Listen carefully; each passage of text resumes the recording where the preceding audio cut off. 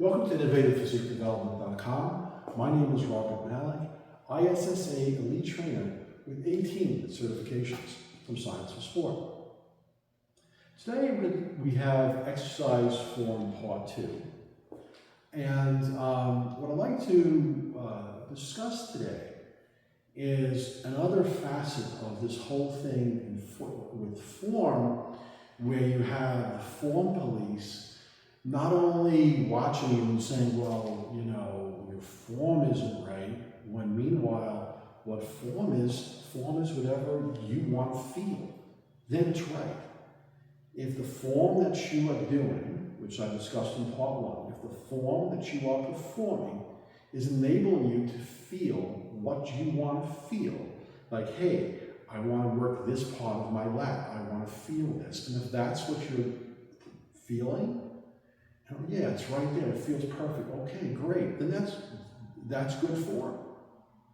All right, it's about what you want to feel. All right, now when I do lat pull downs with the bar and it's in the front, I'm not feeling it right, because in the front it's getting some of my chest in. And then if you go in the back of the head, it's like this, it never feels right. So it's not good form. You can't tell me I have good form if I do lat pull downs with a bar. I don't think anybody does, in my opinion.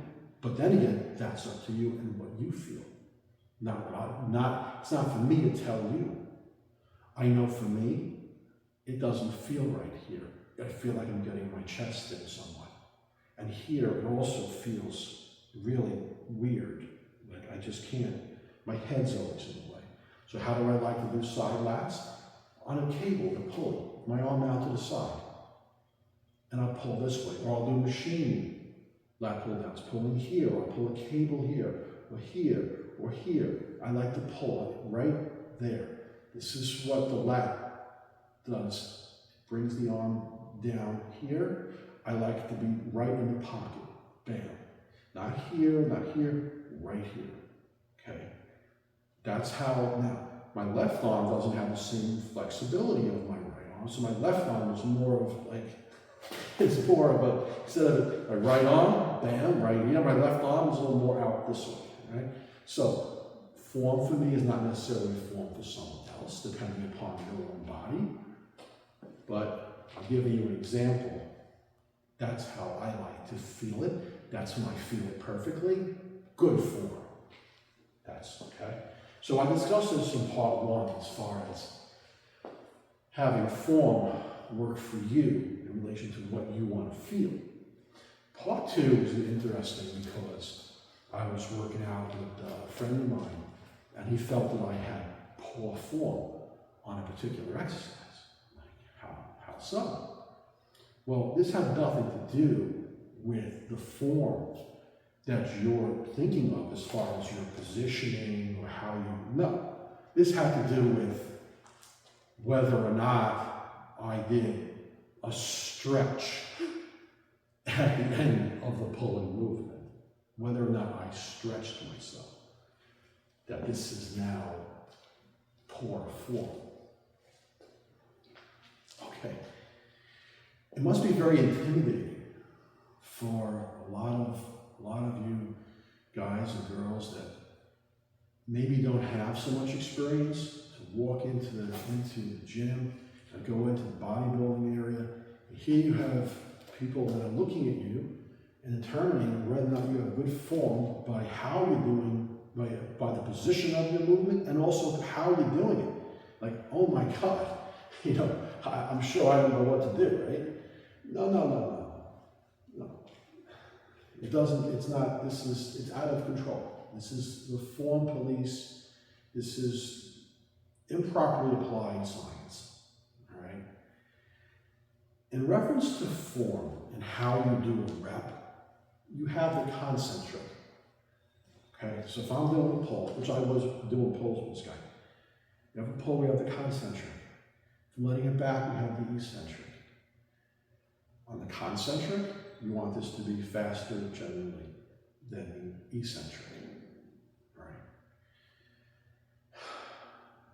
The concentric, you can do explosively as fast as you can, which is a good way to go with it. you don't always have to do it like that, but there are benefits to doing that. So let's say you're coming up here, and if you're not doing explosively, right, you bring up, let's say in a second you bring it up, and then you let it down, not less than 2 seconds going down, 2 to 4 seconds going down, you get the eccentric in, okay, fine. Now, is this good form? Once again, depends.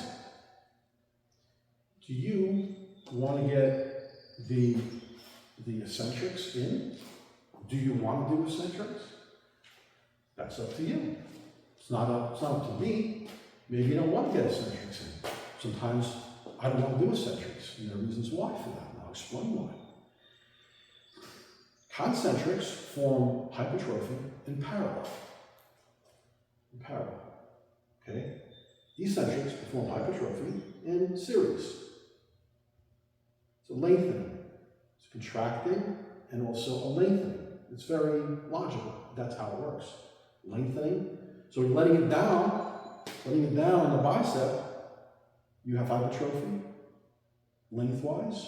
When you're contracting, you have hypertrophy height-wise. Simple logic to understand. So, do you always want both? Here's a problem with the eccentrics. They tend to cause a lot of damage to the muscle, or I should say stress, damage in a good way, but stress on the muscle and on the tendons in a way that the concentrics do not. It's different. So, when I'm out at the beach and I pull 100, well now I'm up to 165. When I pull, no, actually it's more, it's 170. When I pull 170, 1,700 times, I could not do that if every time I pulled, I also had to let down that weight. The eccentric portion does a great deal of, I should say, damage to the muscle in a different way than the concentrics, but it limits you as far as what you can do concentrically. The muscle itself as a whole will wear out. The chain is only as strong as the weakest link. So if I want to develop my pulls, now there's something additional to this. If you pull explosively, and I sometimes do that when I'm pulling, that pull on the muscle, that explosive pull, pulls the muscle somewhat. So it's not fully like a contraction. If you do it fast, you pull out of the muscle a little bit. And when you do that, you're providing similar benefits of what an eccentric is. You will foster hypertrophy as well in series and put additional stress on tendons by pulling explosively or doing an explosive movement. So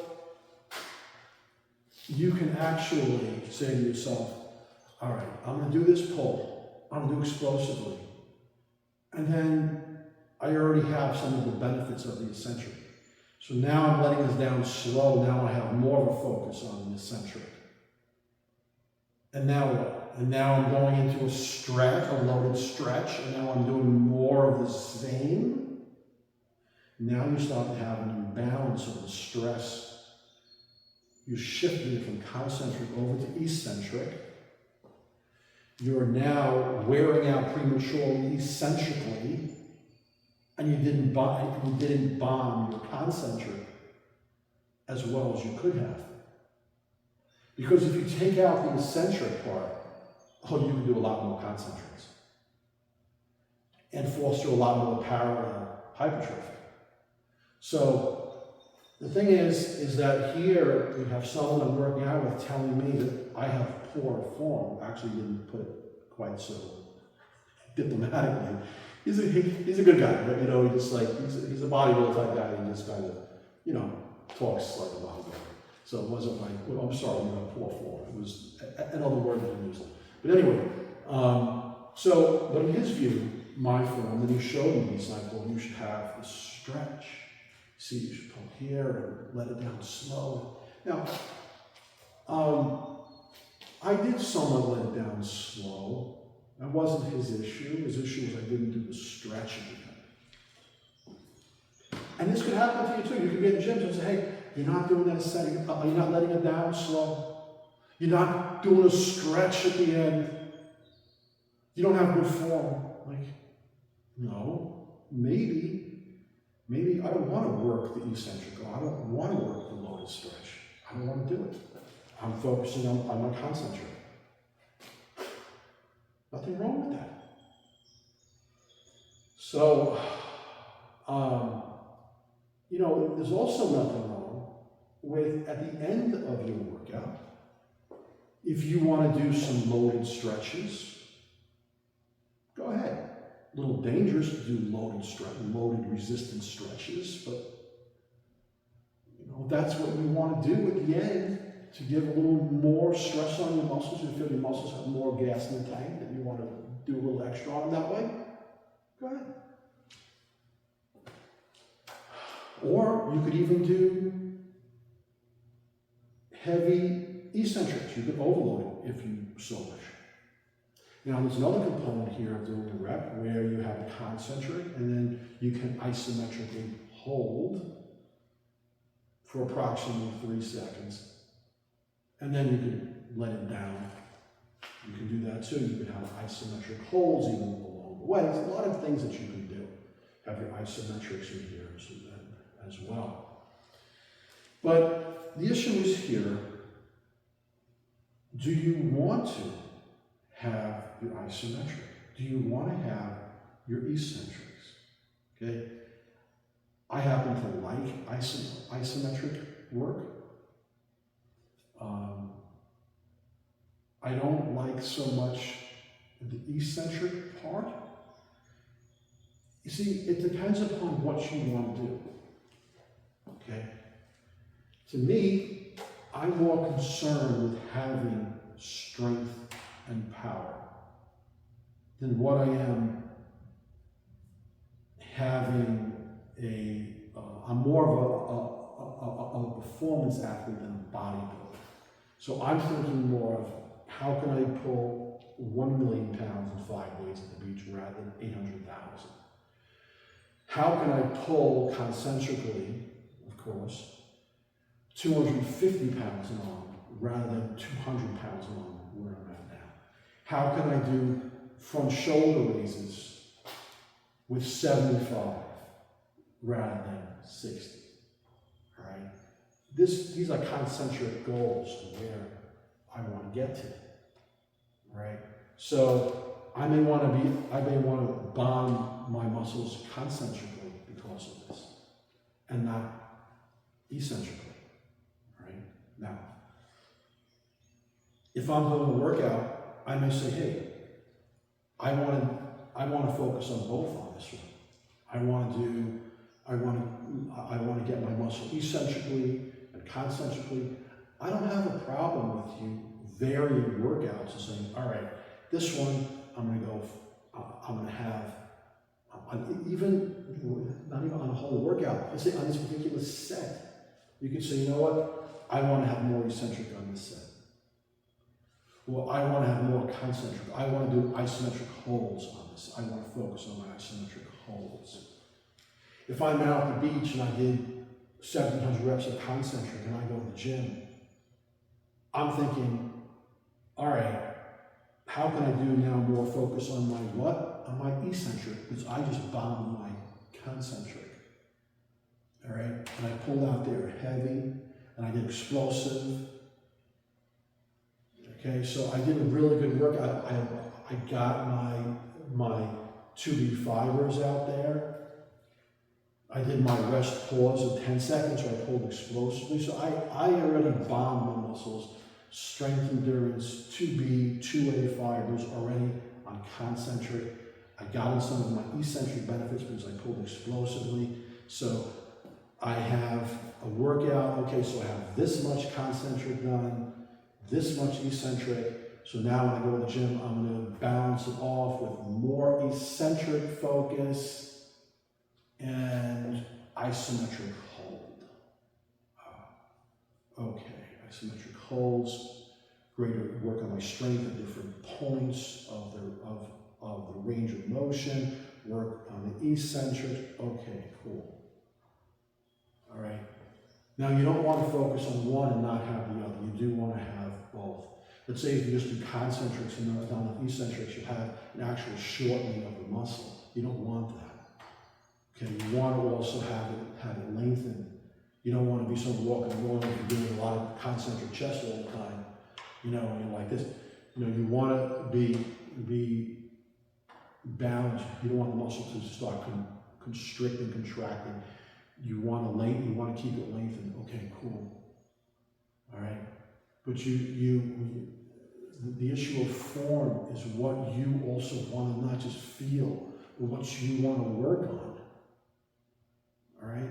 And the people that maybe they don't quite have the depth of understanding that I do, they don't quite understand. They think that, okay, well, it's better to do an eccentric and a loaded stretch as well. But they're not thinking, okay, but the loaded stretch has the same benefit as the eccentric, so now you're doubling up on that hypertrophy in series and that type of stress signal.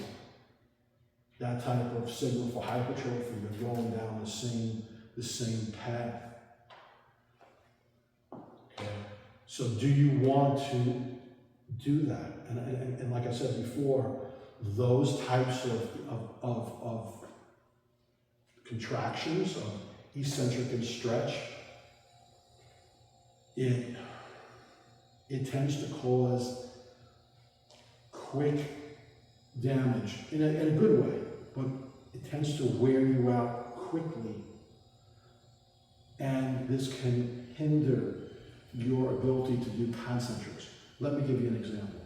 When I go to the gym and I do my endurance back work on the matrix machine, and I set it up at 165 on resistance, and I do 10 sets of alternating 50. So 1, 2, 3, 4, okay, fine. All right. I can do a lot more of that if there was no eccentric. The eccentric part is what's really limiting me to 500 reps total. Okay, 250 and on. This is really quite low. And the eccentric part is limiting me down because of the amount of injury that, in a good way though, or stress that the eccentrics puts on your muscles and tendons. So, to me, I will have this as part of my workout routine, but I understand that if I do that work only on this matrix machine, I am definitely losing out on a tremendous amount of concentric work where maybe I would have done 3 or 4 times, or 5, even more than that. So 1,700 pulls, we're looking at 250 each arm, when I'm 1,700 out there. I'm like, it's like a seven times more concentrics. So why would I want to knock out my muscles with the concentric eccentric if I want to do concentrics 7 times more volume? I want to focus more on my concentric because I'm a concentric athlete, not a concentric eccentric athlete. Okay. So something else is that the concentric portion tends to give hypertrophy on the bicep more in the center, and the eccentrics more on the proximal and distal. All right. So we're getting into more of the bodybuilding side rather than the athlete side and the performance side. I'm more of an athlete and a performer than I am a bodybuilder. And if you go to the big lifts page, you'll see that I'm 800,000 pounds of pulls in 5 days. I'm also hiking with two 35-pound plumbing pipes. I do that for a mile. When I do the 25 pounders, I do that for 2 miles. I'm working on my 75-pound dumbbell raises. I'm at 60 now. So really, now when I'm out at the beach, okay, or I'm out on the trail and I'm hiking with my pipes, I raise up and I drive down. I raise up, I drive down. There's not an eccentric part. It's a concentric, boom, concentric, boom. There's no eccentric. So that's the kind of athlete that I am. So I want to focus on that. However, it's incorrect. It's not the right thing to do to just do your concentrics. So of course, when I'm at the gym, I'm also doing sets where I'm making sure that I have the eccentrics. See, so I balance out my concentrics and my eccentrics. To what extent I want to do my isometric hold work.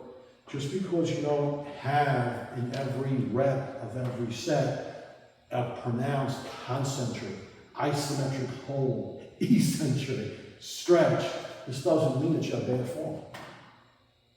You're free to work on what you want to work on, what you want to feel and develop. Okay? All right. I hope you enjoyed this video. If you did, please give it a thumb up. Maybe leave a positive comment, and there'll be more videos to come. All right. Have a great day.